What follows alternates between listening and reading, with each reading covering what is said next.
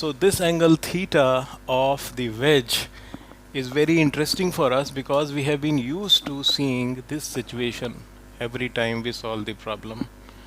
And because we take the motion always along this line of the wedge, if this is y and this is x, so we take friction force simply in this direction without realizing why we are taking friction force in this direction. We are taking friction force in this direction because friction force has to oppose the motion. And oppose the motion means it will oppose also the direction. Means if you are moving in this direction, friction force will act like this. If you are moving in that direction, friction force will oppose it, and it will be just backwards. So we just do it without realizing that what is the logic behind it.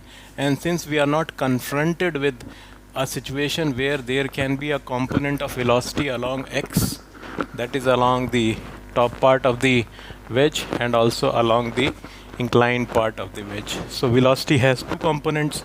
The path trajectory becomes like this. It has certain curvature. Now the friction force in such cases, never put friction force like this, mu, and don't do like this, it will be wrong. Put friction force as F first of all, don't put the calculated value, and draw the tangent to the trajectory. If velocity is in this direction, if movement is in this direction, it is not the acceleration, it is the velocity which tells you the direction of movement. So acceleration doesn't tell you the direction of movement, velocity tells you the direction of movement. So see the velocity and put the force, friction force, opposite to the velocity. If this is x, this is y. And let me see in top view, this is y-axis, this is x-axis, and my trajectory is coming like this. This is the point where they are meeting. This is y.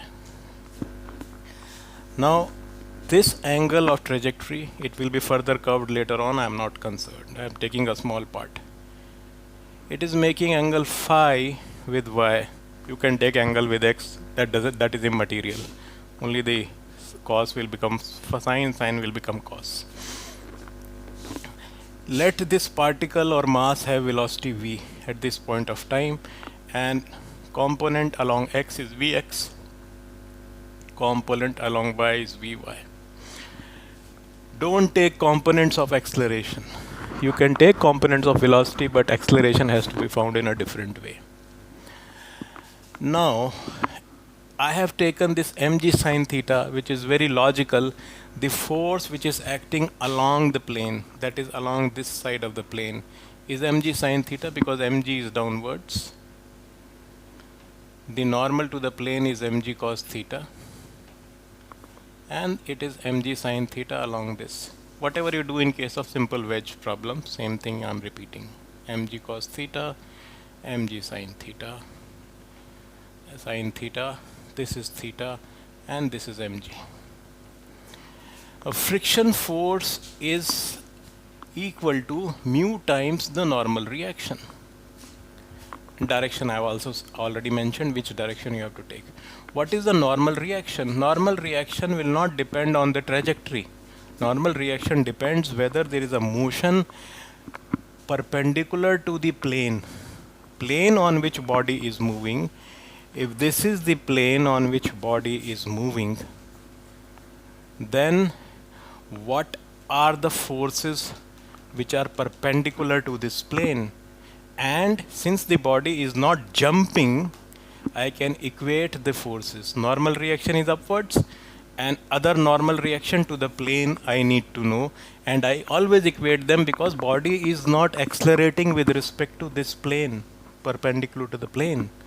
Since acceleration perpendicular to the plane is 0, acceleration of body with respect to the plane perpendicular to the plane is 0. That is why we always equate n is equal to, the perpendicular component is mg cos theta is mg cos theta. And value of mu is given as tan theta. So f interestingly becomes mg F is mu n, so mu n, I write mu as tan theta and n as mg cos theta. It becomes F is equal to mg sin theta. I will use F instead of mg sin theta. Later on I'll put the value. So this is my F, friction force, like this. How do I write velocity? I write Vx is equal to V, component is V sin phi, and Vy is V cos phi. What is my resultant, what is my actual velocity is V. My velocity is V, but it has components along x and y. Motion is along this trajectory. So V square is Vx square plus Vy square. If I differentiate both the sides with respect to time, I get twice V dV upon dt equal to twice Vx dVx upon dt plus twice Vy dVy upon dt. 2 gets cancelled. Vx is V sin phi, Vy is V cos phi. I put the value V dV upon dt is Vx is V sin phi dVx upon dt plus V cos phi dVy upon dt. dVx upon dt can be written as acceleration ax, and dVy upon dt can be written as acceleration ay, and dV upon dt is written as acceleration a. So I just rewrite it. It is V gets cancelled. So a is equal to, what is this, dVx upon dt is ax sin phi plus ay cos phi. This is the relationship of my acceleration. This is the acceleration in this direction, a, and ax and ay are this. Now you can see you can't write ax as a sin phi and ay as a cos phi, though you could write velocity. Why you could not write like this in this case? Because if I differentiate this, sin phi is not constant. Sin phi is itself varying. That is why you can't write like this. You have to write like this. This is an important point which I wanted to say. Just don't always blindly differentiate. See what are the variables. Phi is not a constant, it is a variable. Had there been some strip here and it would have been a guided movement, then the situation becomes different because phi is constant there. Now coming back to this, let me find out what is the value of ax and what is the value of ay. Value of ax is, I write equation of motion along x. So max is equal to, what are the forces in this direction? So along x-axis I find only f sin phi, and here it is f cos phi. Along y-axis I have mg sin theta also. This is my y-axis. It is f component here, and one is the force because of the weight of the body, which is mg sin theta. As far as ax is concerned, it is simply minus f sin theta, minus f sin phi, sorry. So ax is minus f upon m sin phi. What is the value of my ay? May is equal to mg sin theta minus f cos phi. I can do it by a shortcut method also. I'm avoiding that. I'm avoiding intentionally. So ay is equal to g, because some people will comment it can be done in seconds by using a shortcut method. So you do it in that way, but I will prefer a detailed method.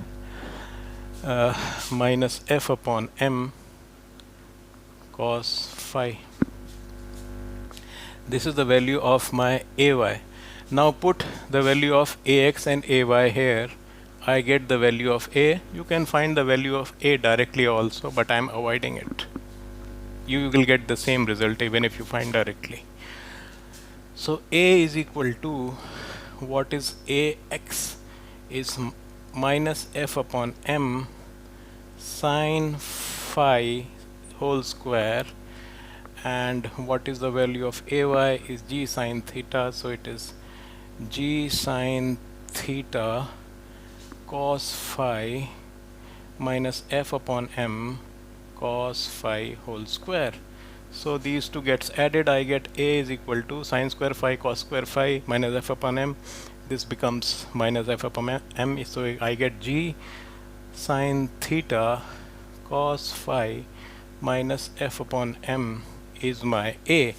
What is the value of f upon m? Is nothing but g sine theta. It is g sine theta. From here I am writing, so A is g sine theta cos phi minus 1. And what is Ay? F upon m, I again put sine theta because Ay is interesting. Ay is g sine theta, I take common by putting the value of f upon m as sine theta, so I get 1 minus cos phi. I get Ay, and what is the value of Ax is